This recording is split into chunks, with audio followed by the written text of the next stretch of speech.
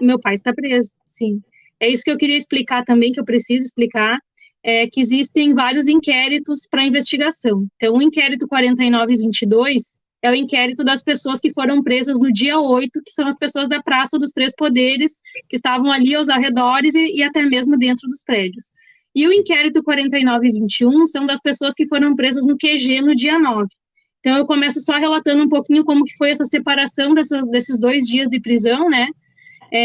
Então, a maioria das pessoas, como relatam as testemunhas da acusação, nós vamos divulgar um vídeo de um compilado que nós fizemos, que as audiências duram em torno de 3 horas, e nós fizemos um resumo de 20 minutos para mostrar para as pessoas as respostas que as testemunhas da acusação vêm dizer, que existia um pequeno grupo que vandalizava, né, um grupo que estava orando, um grupo que tirava fotos, e aí ele relata uma testemunha que estava no prédio, que é o militar do GSI, que estava desde as 7h10 da manhã dentro dos prédios. Ele relata que mais ou menos umas 1.500 pessoas adentraram e saíram, né? Então, a quem ficou ali, e aos relatos que nós estamos acompanhando nos interrogatórios dos réus, que começaram na sexta-feira, que as pessoas que ficaram ali por último são as pessoas que tinham medo das bombas que caíam em cima dos helicópteros, que entraram para se abrigar porque não tem, era bomba, gás, e a sensação era de asfixia. Eles relatam que as lágrimas saíam sem querer, né? Era uma sensação muito ruim. Então, ali tinha uma contenção, por exemplo, dentro do Palácio do Planalto, tinha uma contenção do Exército. E aí muitos relatam que o Exército chamou eles para ali, para perto, e aí que como tem nas imagens que já foram divulgadas por vídeos, porque até hoje nós não tivemos acesso às imagens, por exemplo, de dentro do Palácio do Planalto, que é o local em que meu pai foi preso. Tem só os vídeos que circularam na internet. Ali mostra muitas pessoas ajoelhadas, ali com a bandeira no chão, em frente ao Exército. Então, o que tem se mostrado com as testemunhas da acusação é que aquelas pessoas que entraram ali naquele momento, pode ser que existiam pessoas que vandalizaram e estavam ali, foram presas, mas a maioria delas entraram para se abrigar, entraram para socorrer alguém. Teve uma moça que estava convulsionando. Hoje eu escutei na audiência, porque eu acompanhei, alguém entrou ali, até um jovem entrou para socorrer, para ajudar.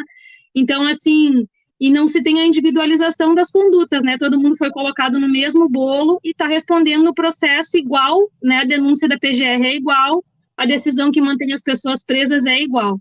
Então, isso mais ou menos um pequeno resumo, porque tem muitas outras violações e coisas que aconteceram no dia 8, mas a prisão do dia 9 ainda é mais grave, porque existiam algumas pessoas, vários ônibus que chegaram depois dos atos, inclusive tem uma gaúcha também, que ela chegou às 19h30, ela foi direto para o QG, e no outro dia ela foi presa, ficou 4 meses presa. Ela tem 2 filhos menores de 12 anos, e a gente sabe que tem a posição consolidada no STF, de que mulheres com filhos menores de 12 anos, elas têm o direito a responder em liberdade ou prisão domiciliar.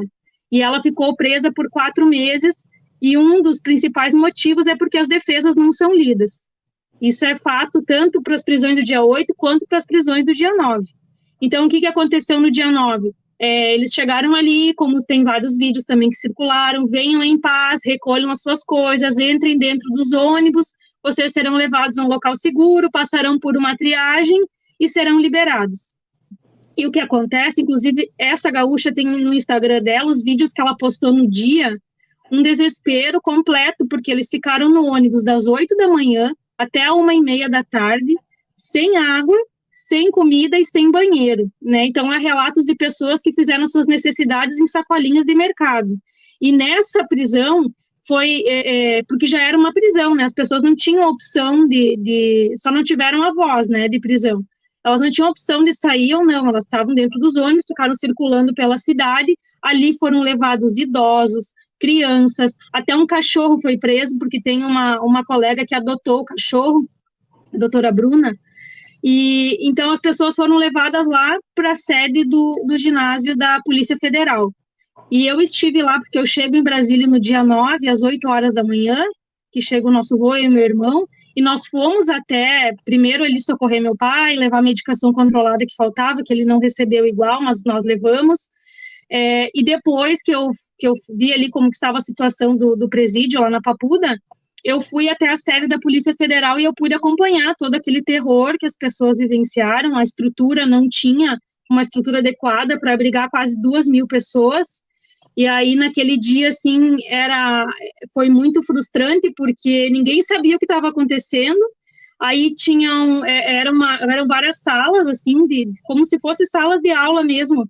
Aí as pessoas iam passando numa fila, passava pela revista, passava pela identificação, no final do corredor tinha os delegados, aí se tu ia para a esquerda, tu estava sendo liberado, era colocado dentro no ônibus e te largavam na rodoviária, e a pessoa que se virava, como que ela ia embora. E se tu ia para a direita, eu me recordo muito da primeira vez que eu acompanhei alguém, e aí tinha um lado que era o da liberação, que era o lado da esquerda, e o lado da direita, tu aguardava ali, aí depois tu entrava nas salas, tinham vários delegados sentados na mesa, eles tinham a nota de culpa, ela já era pronta, impressa, e dizia que era o inquérito, prisão referente ao inquérito 4879, que é um inquérito dos atos antidemocráticos, que foi instaurado em 2021, se eu não me engano, porque tem dois, tem um de 2019 e outro de 2021, que é um inquérito ultra sigiloso, que ninguém tem acesso, nenhum advogado, por mais que tu peça, tu não tem acesso, então a prisão ela foi com base nesse inquérito, e aí era aquela nota de culpa com crimes gravíssimos, né, abolição violenta do Estado Democrático de Direito, golpe de Estado, associação criminosa armada. Naquele momento tinha o terrorismo, depois a PGR entendeu que não se tinha terrorismo, mesmo assim o ministro relator, ele continua falando no site, no site do STF, chamando as pessoas de terrorista, né, e aí, então, naquele lado direito, as pessoas passavam ali, elas sentavam na mesinha. Me lembro que a primeira pessoa que eu acompanhei, eu não sou criminalista, eu sou formada há 8 anos, eu nunca atuei na área, me deparei, assim, com uma situação completamente atípica, né? Eu tenho aprendido tudo, assim, com os colegas e trabalhado em parcerias para que a gente possa entender, porque eu não tenho experiência, mas os colegas que têm experiência, eles também não conseguem entender o que está acontecendo no Brasil. Inclusive, um advogado que tem 47 anos de profissão, ele me ligou esses dias, ele disse assim, olha, Gabriela, eu não sei, eu estou muito frustrado, porque eu nunca vi em 47 anos acontecer o que está acontecendo hoje com essas pessoas. Né? Então, voltando ali, um parêntese, né? Voltando ali ao dia 9, que as pessoas ficaram ali 3 dias, então, aí elas assinavam aquela nota de culpa, e aí elas eram encaminhadas para o presídio. Iam para uma outra sala e elas entravam nos ônibus e aí ficavam horas ali aguardando e depois elas iam para o presídio. Então, assim, quem era liberado, ali foram liberadas 400 pessoas, o restante foi para os presídios, homens e mulheres. Não se tinha um critério fixo, eu lembro que mudava muito, assim, até tipo às 2 da manhã, tinham pessoas que levavam os remédios, que não tinham receita ali na hora, porque aquilo foi tudo, ninguém tinha noção, né, que precisava comprovar, eu tenho essas comorbidades, eu tomo esses remédios, aí a pessoa chegava ali com os remédios, ela era liberada. Aí em outro momento já mudou as regras que vieram, não sei da onde, que as pessoas que também tinham doenças, basicamente as mesmas do que as pessoas que foram liberadas, elas eram presas. Então, ali foram presas pessoas com câncer. Tem um senhor que ele tem câncer de próstata, ele fazia uso de fralda, ele ficou preso também em torno de 4 meses, ele foi preso no QG ali junto nesses dias ali das prisões do dia 9, que é o inquérito 4921, e ele permaneceu preso sem individualização, sem análise, né, das comorbidades, das situações peculiares de cada pessoa. E é o que acontece até hoje, porque tem senhor de 72 anos que está preso ainda. Hoje foi a audiência dele, eu pude participar, eu fiquei perplexa, assim, ó, eu confesso que todos os colegas nossos se emocionaram e choraram, porque ele falou assim, eu nunca cometi nenhum crime, eu tenho 72 anos, só o que eu fiz na minha vida foi trabalhar. E ele vendia, assim, participava em manifestações, ele vendia como água e bebida, assim, nas manifestações como ambulante. Então, assim, é muito triste o que a gente está vivenciando e, assim, a impressão que a gente tem é muito bom ter esse momento para a gente poder contar o que está acontecendo, mas aí a gente se pergunta o que mais a gente pode fazer, porque nós estamos caminhando para o caminho da condenação em massa. Nós não estamos, nós advogados não sabemos mais o que fazer, porque dentro do processo não se tem a individualização das condutas, os recursos que nós peticionamos não são apreciados.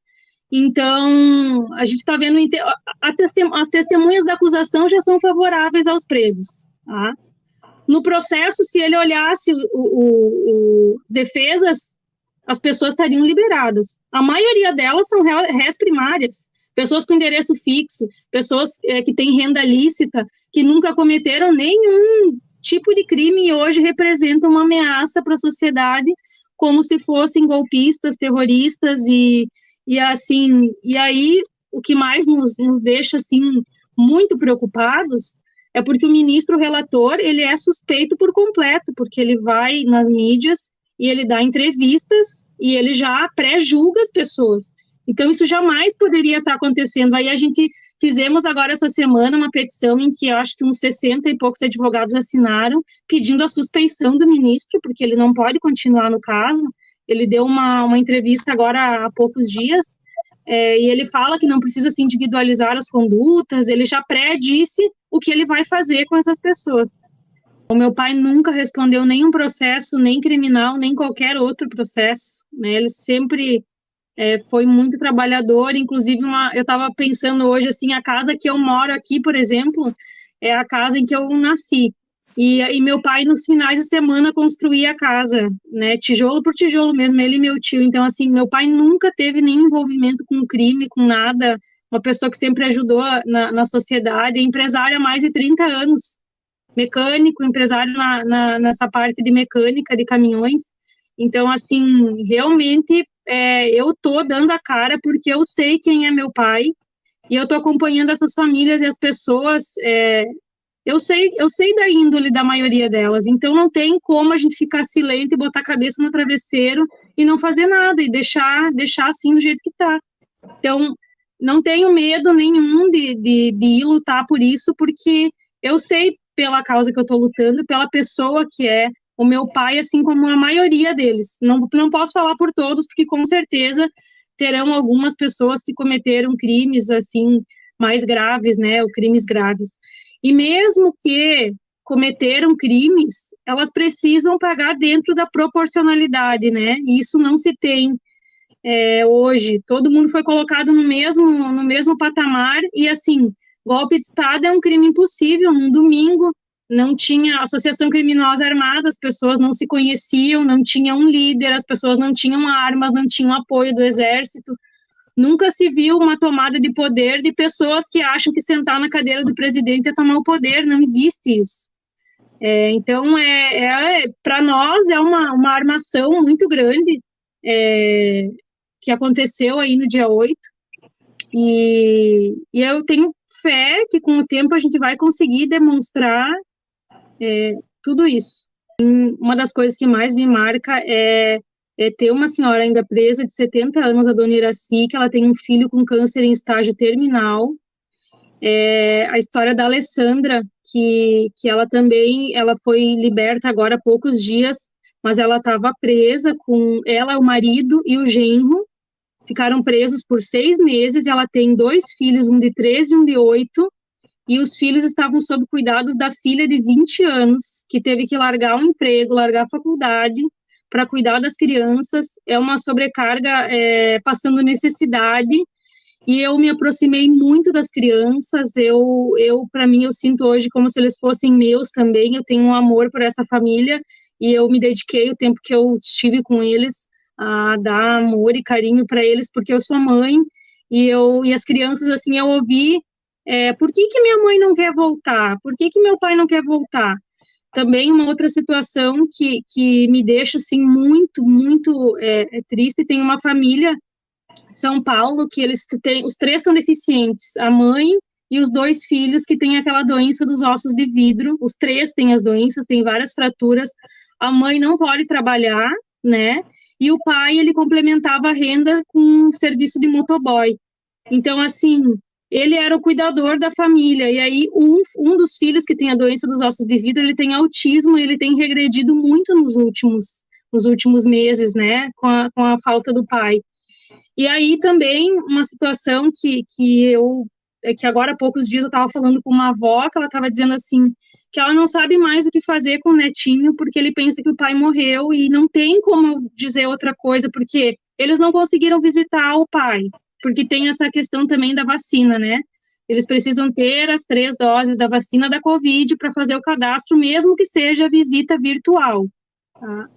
Então, assim, aí aquela criança viu lá que o pai, sabia que o pai foi para Brasília numa manifestação, aí olhava nas entrevistas as bombas, aquele cenário de guerra, e chamando as pessoas de terroristas e golpistas e tudo mais, porque a mídia não mede esforços para julgar as pessoas, né? Eles não são considerados suspeitos, eles já são criminosos, e aí a criança acha que o pai morreu, e ninguém consegue dizer o contrário, porque a criança não consegue ver o pai, não consegue falar com ele. Então, assim, são situações, e tem mais, tem vários casos. Na cela mesmo do meu pai, tem um senhor de 72 anos. E, assim, um senhorzinho de 72 anos que tá lá, olha o tempo da vida que ele teria com a família ali, né? Trabalhou a vida inteira, esse que eu assisti a audiência hoje. E aí continuava trabalhando, porque também ajuda no sustento da família. Tem também o Ezequiel, que tem 5 filhos pequenininhos, o mais novinho tem poucos meses, e ele é o provedor da família, e a mãe, a esposa também, ela tá desesperada, porque dar conta dos filhos e ainda botar comida na mesa, não é assim. E assim, e eu tô dizendo isso de pessoas que não cometeram crimes para estarem presas, né? Pessoas que não têm prova no processo de que cometeram qualquer crime que justifique essa prisão. Como eu disse, as denúncias, elas são iguais para todos, eles imputam lá todos os crimes, eles falam, tal, foram encontradas com estilingues, bola de gude, tem isso mesmo na decisão, com armas brancas né, eles relatam isso para todos, não tem individualizado o que cada um fez. Tal, fulano quebrou as vidraças, né, e hoje eu estava escutando, né, nos depoimentos, que eles falam também que estavam ali na praça, não tinha mais como sair, porque a polícia fez o cerco, não tinha como sair dali, não tinha como ficar fora do ambiente, em função das bombas que caíam de cima dos helicópteros, e aí eles tiveram que entrar dentro dos prédios para se abrigar. A maioria deles, inclusive eu estava vendo um vídeo que um familiar me mandou, que aparece exatamente a hora em que começam a vir bombas uma atrás da outra, e aí aquela multidão entra para dentro. Tem as filmagens, assim, os pequenos trechos que comprovam, as testemunhas da acusação falam isso. O interrogatório dos réus fala isso. E não tem prova escrita que a PGR está, né, nos pareceres da PGR não tem, só pede a manutenção da prisão em razão do lugar que as pessoas estavam.